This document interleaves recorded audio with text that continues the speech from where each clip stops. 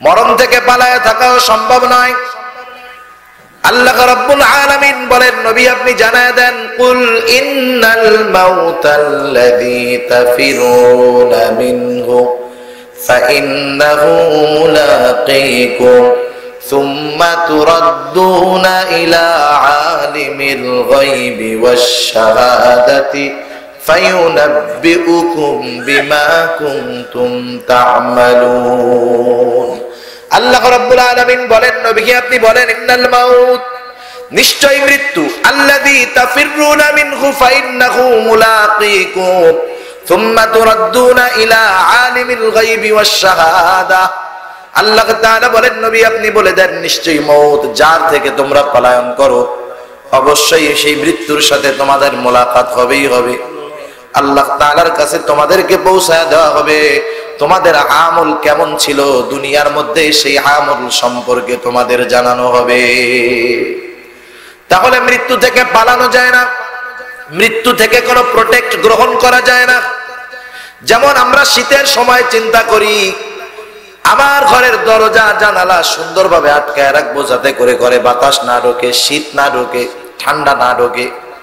আবার গরমের সময় সুন্দর মতো এসির মধ্যে থেকে দরজা জানালা গ্লাস দিয়ে আটকায় লাগায় দেই, বাইরের বাতাস জানি ভিতরে না ঢুকতে পারে। যতই প্রোটেক্ট গ্রহণ করে হয়তো দুনিয়ার শীত গরম থেকে বাঁচা যায়, কিন্তু কেউ যদি এমন কোথাও গিয়া লোকায় যেই জায়গায় বাতাস ঢুকতে পারবে না, চুল পরিমাণ ছিদ্র যদি না থাকে, ওই নিশ্ছিদ্র প্রোটেক্টের ভিতরে, সুরক্ষার ভিতরে মউত যখন চলে আসবে, মালাকুল মউত সে জায়গায় পৌঁছায়া যাবে। আল্লাহ তাআলা বলেন, আইনামা তাকুনু ইউদরিকুমুল মাউতু ওয়ালাউ কুনতুম ফি বুরুজিম মুশাইয়াদা। আল্লাহ তাআলা বলেন, আইনামা তাকুনু ইউদরিকুমুল মাউত ওয়ালাউ কুনতুম ফি বুরুজিম মুশাইয়াদা। কোথায় তুমি মরণ থেকে পালাবা? তুমি যদি সুদৃঢ় দুর্গের ভিতরে যদি পলায়ন করো, সুরক্ষিত দুর্গের ভিতরে যদি পলায়ন করো, তোমার যখন সময় চলে আসবে তখন মালাকুল মউত সেইখানে পৌঁছায়া যাবে। মরণ থেকে যতই পালাও, মরণ তোমায় লইবে ঘিরি, যদিও পালাও আকাশ পানে, সেথায় তুমি লাগিয়ে সিঁড়ি। পালানোর উপায় আছে, কিন্তু আফসোস আজকে আমরা দুনিয়ার কর্মে এতটাই ব্যস্ত, আমি আমার মরণের কথা ভুলে গিয়েছি। এজন্য নবী বলেন, আকসিরু যিকরা হাদিমিল লাযযাত, তুমি ওই জিনিসের বেশি বেশি স্মরণ করো যেই জিনিস সকল স্বাদকে বিনষ্ট করে দেয়, সকল স্বাদকে নষ্ট করে দেয়, ধ্বংস করে দেয়। ওই জিনিসের বেশি বেশি স্মরণ করো। এটা কি? এটা হলো মউত, এটা হলো মরণ। মরণের কথা বেশি বেশি স্মরণ করলে গুনাহ করা কঠিন না সহজ? জোরে বলেন। আর যদি কোথাও গিয়ে আমরা কারো মৃত্যু দেখতে পারি, কার মৃত্যু কেমন হলো, সবার মৃত্যু সেম কোয়ালিটির হবে না। কারো মৃত্যু হবে সুন্দর, আগেই বলেছি, যার আমল সুন্দর তার মৃত্যু সুন্দর, যার আমল খারাপ তার মৃত্যু খারাপ। আল্লাহ রাব্বুল আলামিন সেই জন্য যেই আয়াতটা তিলাওয়াত করেছে, এই আয়াতের মধ্যে আল্লাহ তাআলা জানিয়ে দিয়েছেন কাদের মৃত্যু সুন্দর হবে। আবার আমরা এটাও জানবো কাদের মৃত্যু কষ্টের হবে। আল্লাহ তাআলা জানায় দেন, ইন্নাল্লাযীনা ক্বালু রাব্বুনাল্লাহ। আল্লাহ তাআলা বলেন, নিশ্চয়ই যারা বলে আমাদের রব হলো আল্লাহ। আমাদের রব কে?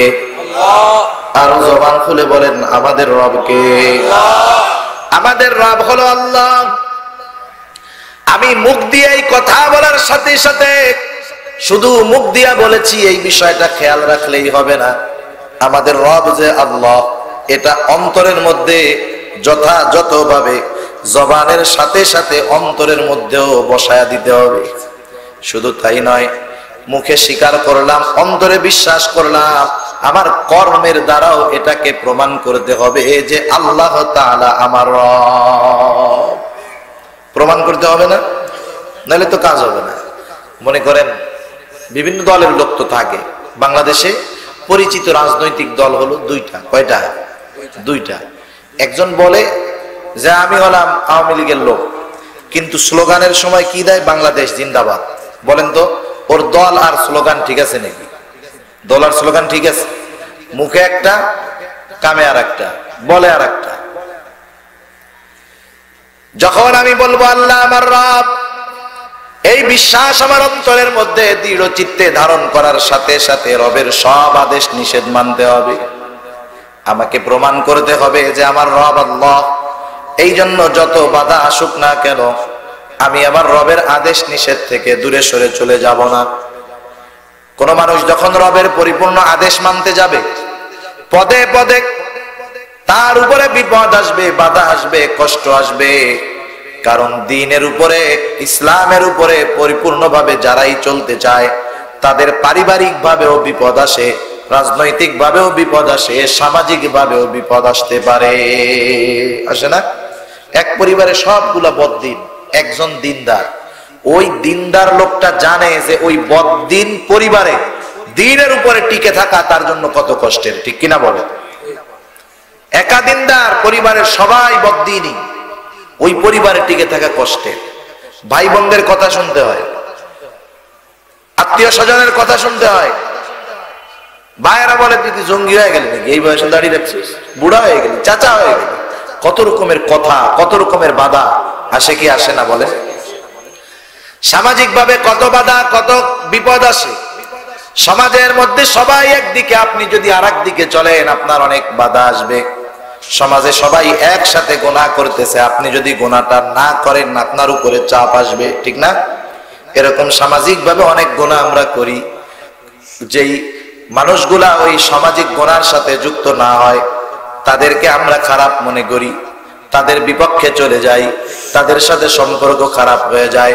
রাজনৈতিক দিক দিয়ে যদি আপনি কোরআন সুন্নাহর আলোকে থাকতে চান, রাজনৈতিক ভাবে আপনার উপরে বিপদ আসবে, বাধা আসবে। জাতীয় ভাবে যদি কোরআনের পক্ষে থাকতে চান, অনেক সময় জাতীয় বিপদ আমার আপনার উপরে আসতে পারে। সেই জন্য আল্লাহ জানায় দেয়, ও আমার গোলাম, আমাকে শুধু আমাকে এই কথা বললে হবে না যে আমাদের রব আল্লাহ। আল্লাহকে রব বলার পর হাজারো বিপদ আপদ আসতে পারে, কিন্তু সাবধান, যত বিপদ আপদ আসুক না কেন সব বিপদ আপদের উপরে ইস্তেকামতের উপরে থাকতে হবে। বিপদ আসবে, ভেঙে পড়া যাবে না। আল্লাহ তাআলার রুবুবিয়তকে অস্বীকার করা যাবে না, বরং জীবন চলে যায় যদি যাক, আল্লাহ রব এই কথা যেমন মুখে স্বীকার করেছো, অন্তরে এবং কর্মে সেটার প্রমাণ দিতে হবে। তুমি যদি এটা করতে পারো তোমার লাভটা কি হবে? কথা বুঝেন নাই? আমরা আল্লাহর জন্য এমন ত্যাগ করব, লাভ কি? আপনাদের কষ্ট হইতেছে? একটু অনুরোধ করি, একটু আগে আগে বসে, জিকিরের সাথে সাথে একটু আগে আসেন।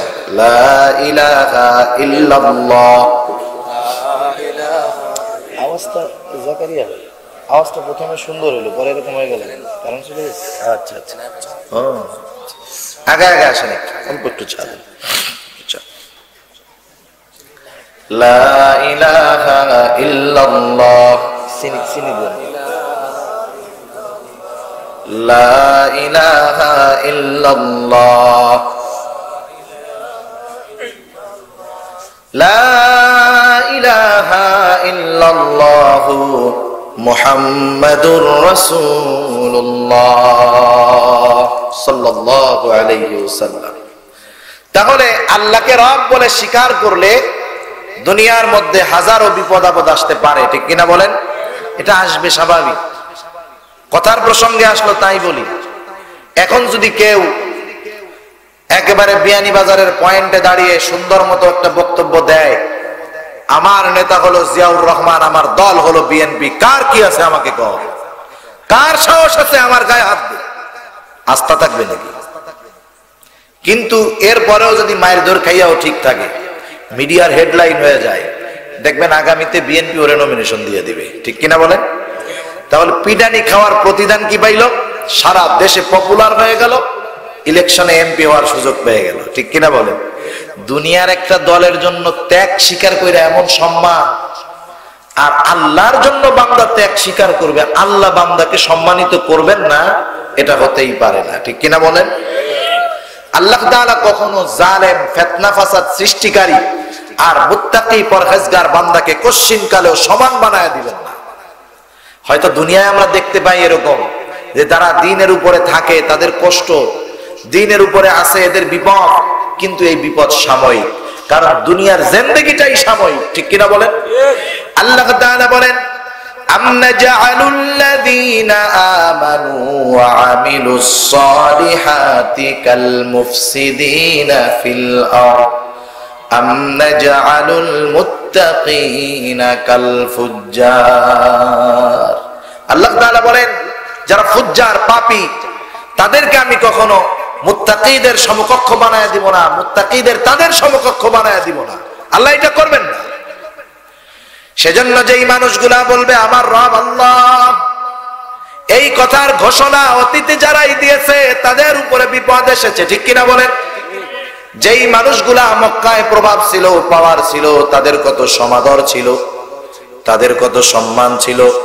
আবু বকরের মতো নরম মানুষ, ভদ্র মানুষ, শরীফ মানুষ, দানশীল মানুষ, ওই ব্যক্তিও যখন বলেছে আমার রব আল্লাহ, লা ইলাহা ইল্লাল্লাহ যখন বলেছে, আরবের খারাপ মানুষগুলা আবু বকরের মতো দানশীল ভদ্র নরম মানুষটাকেও ছেড়ে দেয় নাই। সেজন্য যারাই বলবে আমার রব আল্লাহ, এই কথা বলার পর রবের সব আদেশ মানতে যাবে, তাদের উপরে বাধা আসতেই পারে। কিন্তু আল্লাহ জানায় দেন, বান্দা কষ্ট করে তুমি সেই কষ্ট করবা, সবর করবা, সেই বাধা বিপত্তি উপেক্ষা করে দ্বীনের উপরে থাকবা, তোমার জন্য আমি আল্লাহর কোনো প্রতিদান নাই। প্রথম প্রতিদান কি শুনে নাও। আল্লাহ তাআলা বলেন, সুম্মাস্তাকামু, তুমি এই রব বলে স্বীকার করার পর এই কথার উপরে অটল থাকবা।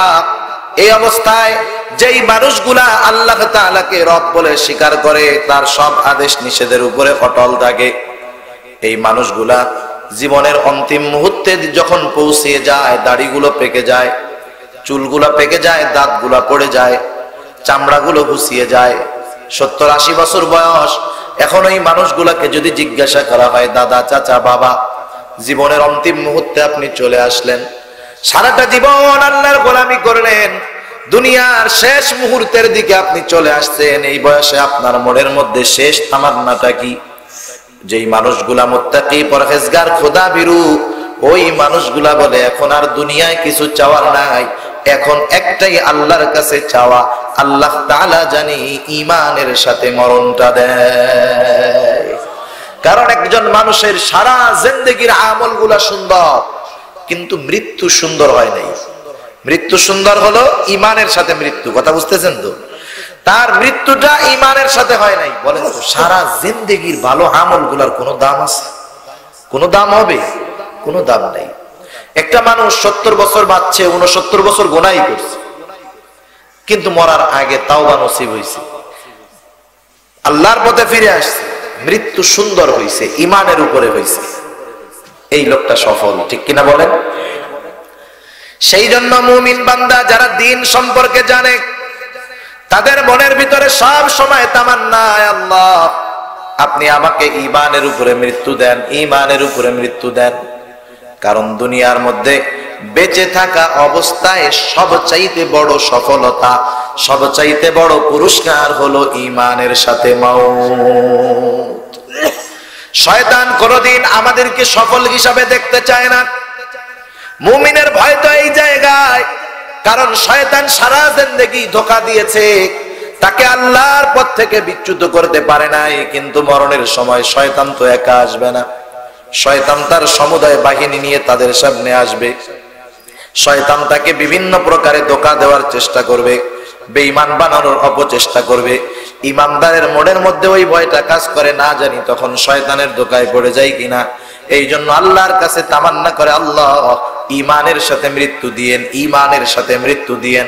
আল্লাহ তাআলা জানায় দেন, ও আমার গোলাম, সারা জিন্দেগি তুমি আমার গোলামি করলা, জীবনের অন্তিম মুহূর্তে আমি আল্লাহ তোমার সাহায্যকারী হব না, তোমাকে সাহায্য করব না, এটা হতে পারে না। দুনিয়ায় যারা সরকারি চাকরি করে, সরকারি চাকরি করার পরে নির্দিষ্ট একটা মেয়াদ আছে, 62 বছর বয়স, সরকারি চাকরি শেষ। একটা মানুষ 40টা বছর সরকারের গোলামি করে কাটাইছে, চাকরি করে কাটাইছে, 62 বছর বয়স মানে হলো এক্সপায়ার ডেট।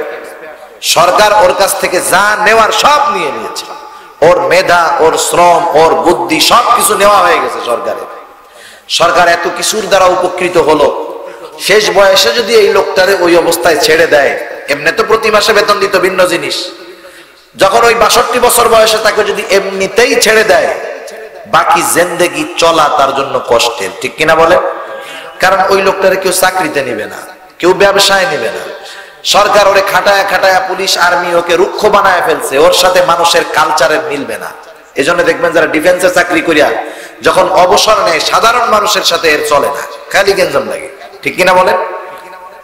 সরকার সেই জন্য এই লোকগুলারে বলে 62 বছর বয়স পর্যন্ত আমার গোলামি করলি, আমার চাকরি করলি, তোর সব কিছু আমি নিলাম, তোর সব মেধা, তোর পরিশ্রম সব আমার জন্য ব্যয় করলি। 62 বছর বয়স তোর, এখন তোর দৈহিক শক্তি নাই, মানসিক শক্তি নাই, তোর কোনো মেধা নাই, জ্ঞান নাই। এখন যদি আমি তোকে আমার এখান থেকে বের করে দেই, তুই অবহেলার শিকার হয়ে যাবি। কিন্তু না, আমি তোকে এমন কিছু করব না, বরং আমি তোকে এমন কিছু পরিমাণ সম্পদ এখান থেকে দিয়ে তোকে আমি বাড়ি পাঠায় দিব, তাই তুই যদি মৃত্যু পর্যন্ত বসে বসেও খাস, তোর সম্পদ শেষ হবে না, ঠিক না? বেতন পাইতে 30,000, চাকরি শেষ করে নগদ পাইছে 1 কোটি টাকা। সারা জিন্দেগি চাকরি করে 1 কোটি পায় নাই, চাকরি ছাড়ার সাথে সাথে 1 কোটি পেয়ে গেছে। সরকার ওরে ঠকায় নাই, কিন্তু ও যদি সরকারের নীতি না মেনে নিজের মন যা চাইতো তা করতো, সরকারের আদেশের অবাধ্য হতো, চাকরি থেকে আউট করা হতো, পেনশন মেনশন কিছুই তাকে দেওয়া হতো না, ঠিক কিনা বলেন? দেখেন দুনিয়ার মানুষ গোলামি করার কারণে জীবনের অন্তিম মুহূর্তে যখন সে একজন অকেজ লোক হয়ে গেছে, দুনিয়ার সরকার তাকে বেশ কিছু অর্থ দিয়ে চলার ব্যবস্থা করে দিল, তার টেনশন থাকে না। বরং সরকারি চাকরি যারা করে ওরা খালি তসবিহ গুনে কোন দিন চাকরি শেষ হবে আর একসাথে এতগুলা টাকা পাবো, ঠিক না? খালি তসবিহ গুনতে থাকে, এই যে ডেট শেষ হবে এতগুলা টাকা পাবো। চাকরি করে যেই আরাম, চাকরি ছাড়ার সময় আরো বেশি খুশি, ঠিক কিনা বলেন? কেন? অনেক টাকা একসাথে পাবো, টেনশন নাই। চিন্তা করেন, চাকরি করার সময় যেই খুশি, চাকরি ছাড়ার সময় তার চাইতে বেশি খুশি। ইমানদারের অবস্থাও এরকম হবে। দুনিয়ার ওই চাকরিজীবী জানে চাকরি ছাড়ার পর আমি তো অনেক সম্পদ পাবো। আল্লাহর গোলাম যারা ওরাও জানে আমি দুনিয়ার মধ্যে নেক আমল করেছি, যদি ইমানের সাথে মওত নসিব হয়ে যায় আমার এর চাইতে আনন্দের আর কিছু হতে পারে কি? এই জন্য শয়তান ও তার বাহিনী নিয়ে একসাথে চেষ্টায় থাকে কেমনে ওকে ইমান থেকে বিচ্যুত করা যায়। আল্লাহ তাআলা জানায় দেন, ও আমার গোলাম, এই 60 বছর 70 বছর যথাযথভাবে আমার গোলামি করলা, এই মুহূর্তে শয়তান তার বাহিনী নিয়ে তোমাকে বেঈমান বানায় দিবে। আমি আল্লাহ শয়তানকে এই সুযোগ তো দিবই না, বরং তুমি শুনে নাও তোমার জন্য কি ব্যবস্থাপনা থাকবে। তুমি যখন দুনিয়া থেকে চলে যাওয়ার অন্তিম মুহূর্ত হাজির হবে, শয়তান যদিও তার বাহিনী নিয়ে তোমার কাছে আসবে, তোমার চিন্তা নাই। তাতানাজ্জালু আলাইহিমুল মালাইকা, আমি আল্লাহ ওই সমস্ত মানুষের জন্য যারা বলে আমাদের রব আল্লাহ, আল্লাহর সব আদেশ মানে ইস্তেকামতের উপরে থাকে, ওই মানুষগুলার মৃত্যুর সময় তাদের কাছে ফেরেশতার বাহিনী আমি আল্লাহ পাঠায়া দিব। আল্লাহর বাহিনী চলে আসবে ওই মৃত্যু পথযাত্রী আল্লাহর গোলামের কাছে। শয়তানের বাহিনীও আছে, ফেরেশতার বাহিনীও আছে। এবার ফেরেশতার বাহিনী আইসা ওই আল্লাহর বান্দা তো পেরেশানি, টেনশন, চিন্তার মধ্যে আছে, কি জানি অবস্থা আমার হবে। এইবার ওই ফেরেশতারা আইসা বলবে আল্লাহর বান্দা, আল্লাহ তাখাফু ওয়া লা তাহজানু, তুমি ভয়ও পেও না, চিন্তাও করো না, তোমার কোনো পেরেশানি নাই, তোমার কোনো চিন্তা নাই। ওর চিন্তা জানি পরিপূর্ণ রূপে নির্মূল হয়ে যায়। এই জন্য কি জান্নাতের সুসংবাদ জানায় দিবে, ওয়া আবশিরু বিল জান্নাহ।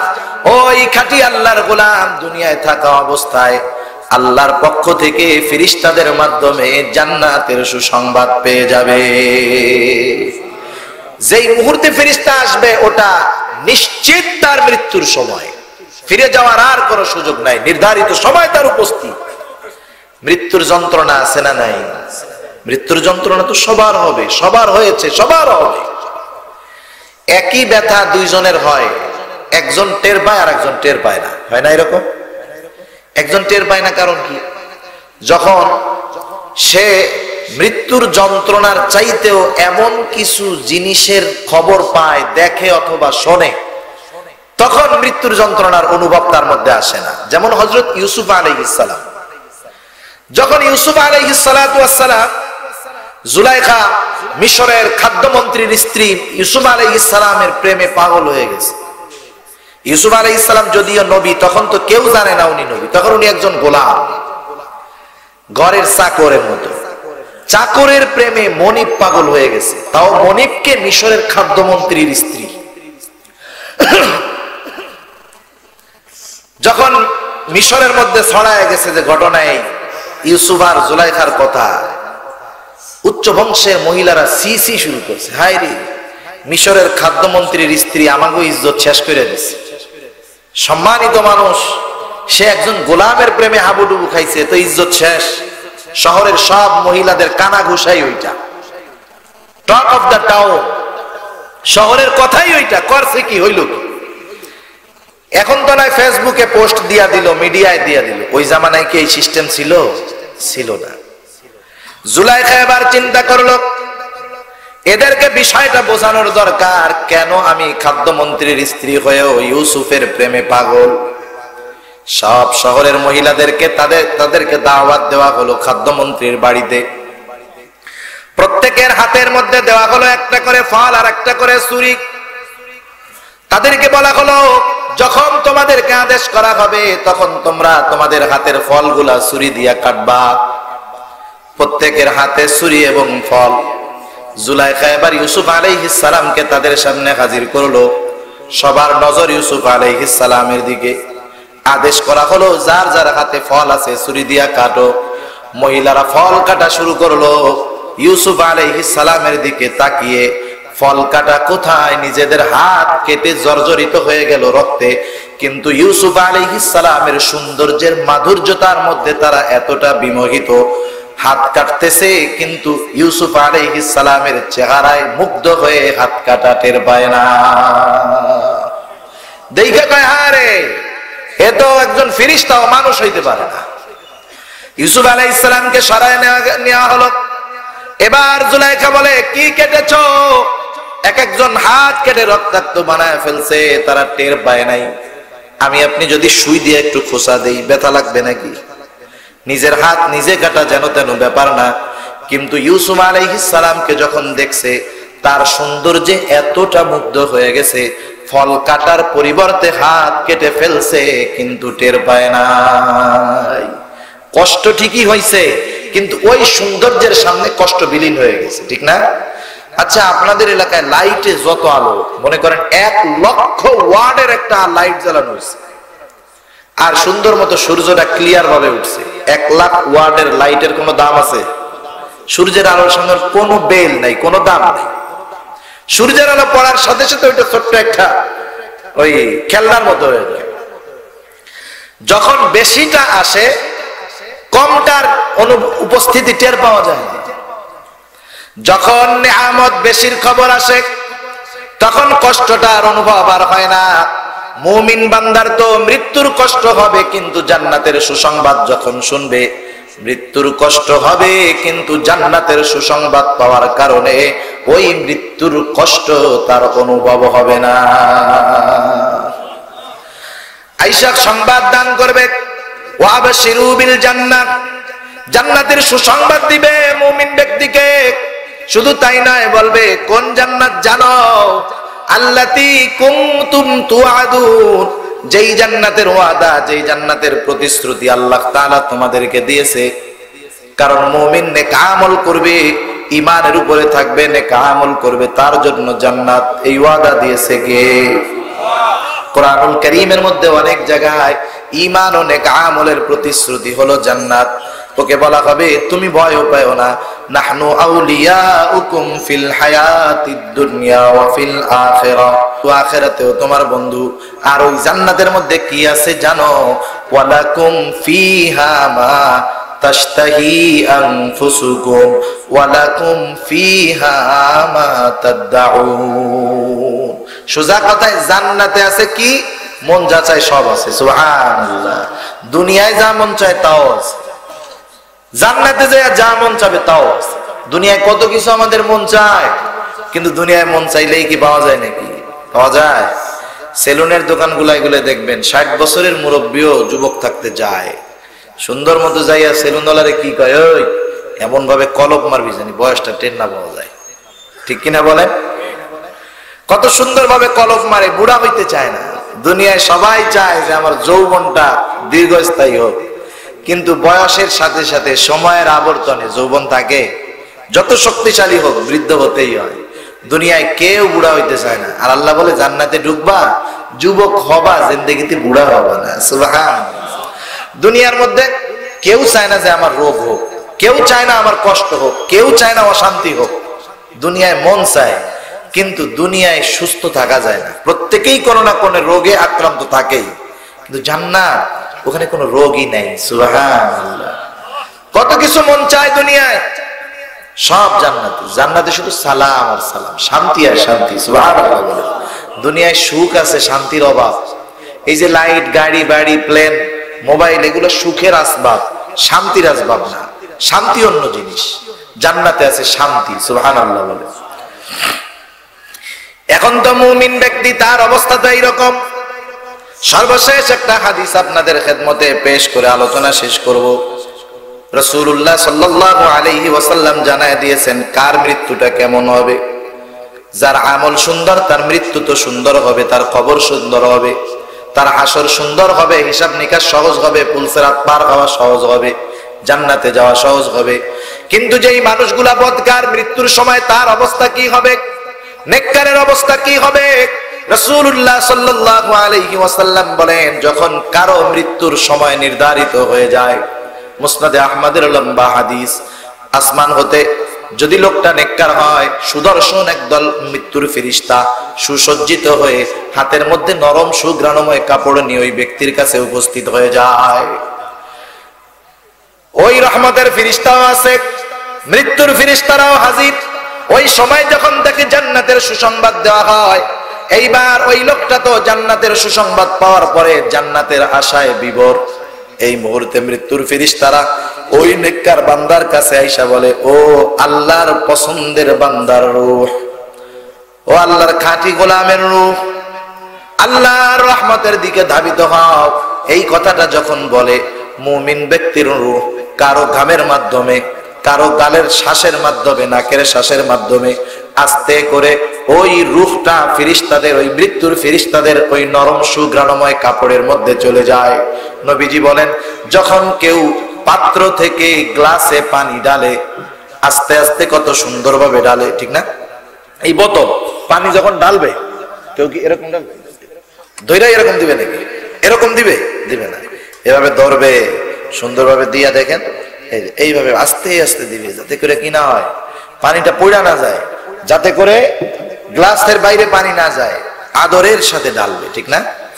নবীজি বলেন, ওই রকম সুন্দর ভাবে মুমিন ব্যক্তির রূহ ফেরেশতাদের ওই কাপড়ের মধ্যে চলে যায়। এবার ওই সুঘ্রাণময় কাপড়টারে পেঁচাইয়া আসমানের দিকে রওনা হয়ে যায়। প্রতিটা আসমানের দরজা আছে, দরজার মধ্যে প্রহরী হিসাবে ফেরেশতারা আছে। ফেরেশতারা জিজ্ঞাসা করে, এইটা কারো? এবার ওইরা বলে, এটা হলো দুনিয়ার অমকের ছেলে, অমকের রূহ।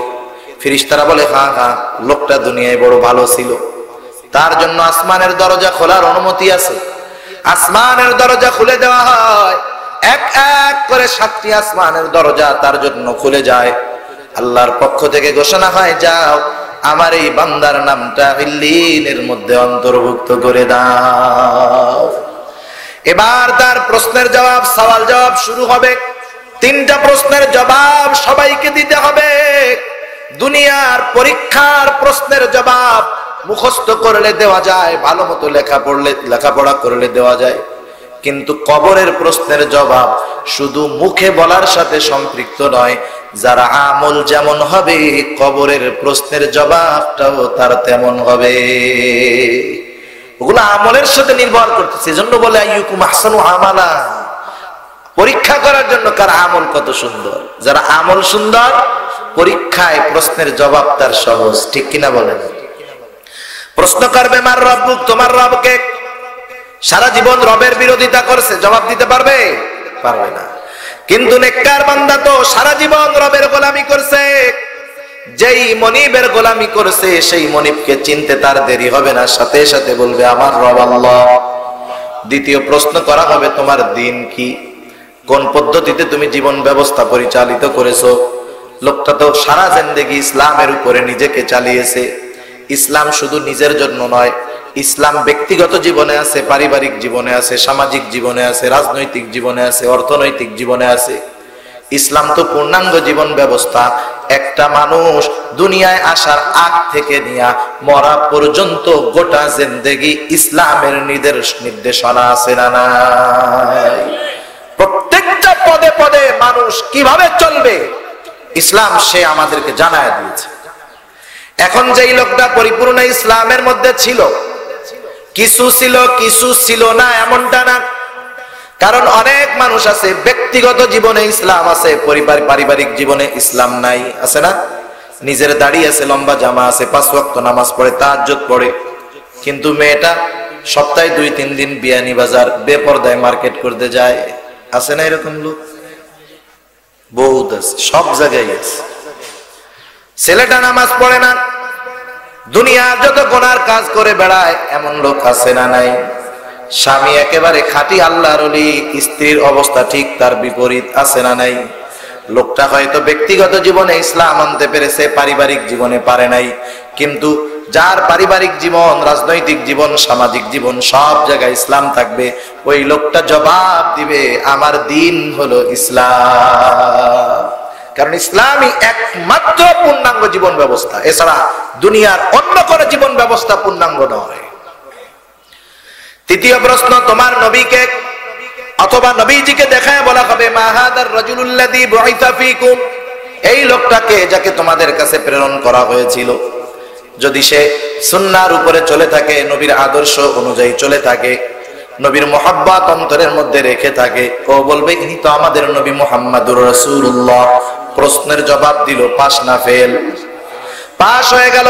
আল্লাহর পক্ষ থেকে ঘোষণা আসবে সাদাকা আবদি সাদাকা আবদি ফাফরিশুহু মিনাল জান্নাহ ওয়ালবিসুহু মিনাল জান্নাহ ওয়াফতাহু লাহু বাবান ইলাল জান্নাহ। আল্লাহর পক্ষ থেকে ঘোষণা আসবে, যাও তার জন্য জান্নাত থেকে বিছানা বিছায় দাও তার কবরে, তাকে জান্নাতি পোশাক এনে পরায় দাও, তার কবরের সাথে জান্নাতের দরজা খুলে দাও। এই লোকটার কবরটা হয়ে যাবে একটা জান্নাতের বাগান, কবরটা হবে সুন্দর, ঠিক কিনা? কেন? দুনিয়ায় তার আমল সুন্দর। এই লোকটা জান্নাতের মধ্যে ঘুমাইতে থাকবে, ফেরেশতারা বলবেন উমকানাউমিল আরুস, ঘুমাতে থাকো যেমন করে নতুন দোলা ঘুমায়। নবীজি বলেন তার কবরকে এত দূর পর্যন্ত বিস্তৃত করে দেওয়া হবে যত দূর পর্যন্ত তার দৃষ্টি সীমা যায়। যদিও আমরা দেখতে পারি না, কারণ কি? মৃত্যু পরবর্তী সময়টাকে বলা হয় আলমে বরজখ। কবরে রাখুক, পুড়ায়া দিক, সমুদ্রে ফালায়া দিক, যে অবস্থাই হোক না কেন, মূল জগৎটা আলমে বরজখ। কবরে হোক আর যেখানেই রাখুক, যার নির্ধারিত শাস্তি আছে ওই অবস্থায় তার শাস্তি হবে। মানুষ যখন মারা যায় আমরা কি বলি? মানুষ ইন্তেকাল করছে। ইন্তেকাল বলে না? ইন্তেকাল হলো স্থানান্তরিত হওয়া, এক জায়গা থেকে আরেক জায়গায় যাওয়া। আমরা দুনিয়ার মধ্যে কিছুদিন ছিলাম, এখান থেকে আলমে বরজখে আমরা গেছি। আলমে বরজখটা আল্লাহ তাআলা আমাদের চক্ষুর অন্তরালে রাখছেন। যেমন জিন জাতি আছে, জিন আছে না? দুনিয়ার অনেক আধুনিক শিক্ষিত দিনদার নামাজি নিজেকে পরিচয় দেয়, কিন্তু এরকম বলে জিন টিন বলে আমার কিছু বিশ্বাস হয় না। এমন মানুষ আছে না নাই? নামাজি মানুষ এ কথা বলে, ও বোঝে না। ও যখন বলল জিন কিছু নাই, ও কোরআনকে অস্বীকার করলো। কোরআনুল কারীমের মধ্যে একটা সূরা আছে, সূরার নাম হলো সূরা জিন। আল্লাহর নবী জিনদের কাছে দ্বীনের দাওয়াত পৌঁছায়া দিয়েছেন। সেজন্য জিনদের মারামারি হয়, বিয়ে শাদী হয়, খেলাধুলা হয়, ওয়াজ মাহফিল হয়, সব হয়। আমরা দেখতে পারি না। আল্লাহ আমাদের চোখের অন্তরাল করে রাখছেন। আলমে বরজখটা এরকম, ওখানে সুখ আছে, শান্তি আছে, কষ্ট আছে, শাস্তি আছে, কিন্তু মানুষ দেখতে পারে না। সে তো কবর জান্নাতের বাগান, সুখ বিস্তারিত হয়ে যায়। কবরে সে একা নয়, সে দেখতে পায় যে তার দিকে হঠাৎ সুন্দর একটা সুদর্শন মানুষ তার দিকে আসতেছে। দেখার পরে ভালো লাগে। কিছু মানুষের আগমন আমাদেরকে আনন্দিত করে, আবার কিছু মানুষের আগমন আমাদেরকে কষ্ট দেয়, হয় কি হয় না? এবার ওই সুন্দর সুদর্শন লোকটাকে দেখা ওই খবরওয়ালা বলবে, বাইরে তুমি কে? এবার ওই ব্যক্তি বলবে, তুমি কি আমাকে চিনতে পারো নাই? বলে, না না, এত সুন্দর চেহারা তোমার, কে তুমি? এবার ওই আগন্তুক বলবে, আমি হলাম তোমার দুনিয়ার সুন্দর সুন্দর আমল, নেক আমল, তুমি আমাকে চিনতে পারো নাই। আল্লাহ তাআলা তোমার সুন্দর আমল গুলাকে সুন্দর সূরাত দিয়া তোমার কাছে পাঠায় দিয়েছে। তুমি ভয় পেও না, আমি তুমি জান্নাতে না যাওয়ার আগ পর্যন্ত আমি নেক আমল তোমার থেকে আলাদা হব না। আর যেটা বদকার, ওর কাছে আসমান হতে একদল ফেরেশতা আসবে, যাদের গায়ে থাকবে গন্ধযুক্ত পোশাক, যাদের চেহারা হবে রুক্ষ বিভৎস, হাতের মধ্যে খসখসা একটা কাপড় নিয়ে হাজির হয়ে যাবে। আয়েশা বলবে, ওই পাপিষ্ঠ ব্যক্তির রূহ আল্লাহর গজবের দিকে ধাবিত হয়। বলেন তো, ওর জন্য কি সুসংবাদ আছে নাকি? ও তো টের পাইছে আমার অবস্থা খারাপ। জান্নাতের সুসংবাদ পেয়ে রূহ যাওয়ার জন্য তৈয়ার। আর যখন ওকে বলবে আযাবের দিকে ধাবিত হওয়ার, রূহ দেহ থেকে বের হতে চাইবে না, দেহের মধ্যে ছড়াছড়ি করবে, হাত পা সিটাসিটি করবে, চোখগুলা উল্টে যাবে, জিহ্বাটা বের হয়ে যাবে, গোমড়ানি শুরু হয়ে যাবে, এমন চিৎকার করবে মানুষেরা ভয় পেয়ে যাবে। এবার ওই ব্যক্তির রূহ তো দেহ থেকে বের হবে না, ওই ফেরেশতারা রুক্ষতার সাথে তার দেহ থেকে জোর করে রূহটাকে টেনে বের করবে। নবীজি আবার বলেন, যেমন করে নাকি গরম শিকের মধ্য থেকে গোশত টান দিয়ে বের করা হয়, অনুরূপ ভাবে তার দেহ থেকে রূহটাকে বের করা হবে। এবার ওর রূহটা কাপড়ে পেঁচায়া উপরের দিকে নিয়ে রওনা হবে। প্রথম আসমানের ফেরেশতারা বলবে, কার রূহ? বলবে, অমকের রূহ। বলে, না, এই লোকটা দুনিয়ার মধ্যে পাপিষ্ঠ ছিল, ওর জন্য আসমানের দরজা খোলার কোনো অনুমতি নাই। কোন জালেম যখন মারা যায়, আল্লাহ তাআলা বলেন, ফামা বাকাত আলাইহিমুস সামাউ ওয়াল আরদ, জালেমের মৃত্যুতে আসমানও কাঁদে না, জমিনও কাঁদে না। এই আয়াতের ব্যাখ্যা তাফসীরে ইবনে কাসির, আনাস রাদিয়াল্লাহু তাআলা আনহু হতে বর্ণিত, নবীজি বলেন, মুমিনের মৃত্যুতে আসমানও কান্না করে, জমিনও কান্না করে। আসমান কান্না করে, জমিন কান্না করে, আহারে এই লোকটা তো আমার উপর দিয়ে চলতো, আমার উপর দিয়ে হেঁটে হেঁটে মসজিদে যাইতো, আমার উপর দিয়ে এসে চলাচল করতো, দুনিয়া থেকে চলে গেল, আর আমার উপর দিয়ে চলবে না, এই দুঃখে কান্না করে। আসমানের দরজা আছে প্রতিটা মানুষের দুইটা করে, একটা দিয়ে আমল যায় আর একটা দিয়ে রিজিক আসে। আমলের দরজা কান্না করে, আহারে লোকটা মারা গেল, আর আমার মধ্য দিয়ে তার নেক আমল আসবে না। রিজিকের দরজা কান্না করে, আমার মধ্য দিয়ে আর রিজিক তার জন্য যাবে না। কিন্তু জালেম মরলে এরা কাঁদেও না, আফসোস করে না। এবার আল্লাহ তাআলার পক্ষ থেকে ঘোষণা আসবে, ওর নামটা সিজ্জিনের মধ্যে অন্তর্ভুক্ত করে দাও। এবার তার কবরের মধ্যে 3 প্রশ্ন করা হবে, মা রাব্বুকুম মা দীনুকুম মা হাযার রাজুলুল্লাযী বুইসা ফীকুম আও আন-নাবিয়্যু। পরে 3 প্রশ্ন করবে, তোমার রব কে? বলবে লা আদরি। দিন কি? বলবে লা আদরি। ইনি কে? বলবে চিনি না। আল্লাহর পক্ষ থেকে ঘোষণা আসবে, কাযাবা আবদি কাযাবা আবদি ফাফরিশুহু মিনান নার ওয়ালবিসুহু মিনান নার ওয়াফতাহু লাহু বাবান ইলান নার। জাহান্নাম থেকে আগুনের পোশাক এনে একে পরায় দাও, জাহান্নাম থেকে আগুনের বিছানা এনে তার কবরে বিছায় দাও, এবং তার কবরের মধ্যে জাহান্নামের সাথে একটা দরজা খুলে দাও। নবীজি বলেন, তার কবরকে এত সংকীর্ণ করে দেওয়া হবে, 2 পাশের মাটি এমন ভাবে চাপ দিবে, এক পাজরের হাড় অপর পাজরে ঢুকে যাবে। এত কষ্ট সে দেখতে পাবে, একজন কুৎসিত লোক তার দিকে আসতেছে, তার আগমন তার জন্য আরো বেশি কষ্টের কারণ হবে। সে বলবে, তুমি কে? বলবে, তুমি কি আমাকে চিনতে পারো নাই? আমি তোমার দুনিয়ার খারাপ কর্ম, বদ আমল, আল্লাহ তাআলা তোমার বদ আমল গুলাকে বদসুরাত দিয়া তোমার কাছে আমাকে পাঠায় দিয়েছে। তুমি যতই আমাকে ঘৃণা করো না কেন, তুমি জাহান্নামে যাওয়ার আগ পর্যন্ত আমি বদ আমল তোমার থেকে আলাদা হব না।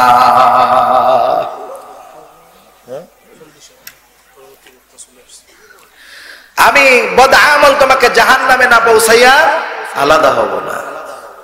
এখন বলেন, মরণ তো সবার হবে, কবরে যাইতে হবে, সবার কবর কি সমান হবে? কারো কবর হবে জান্নাতের বাগান, কারো কবর হবে জাহান্নামের একটা গর্ত, কারো কবর হবে সুন্দর, কারো কবর হবে কষ্টের জায়গা। আমরা সবাই চাই না যে আমাদের কবর সুন্দর হোক,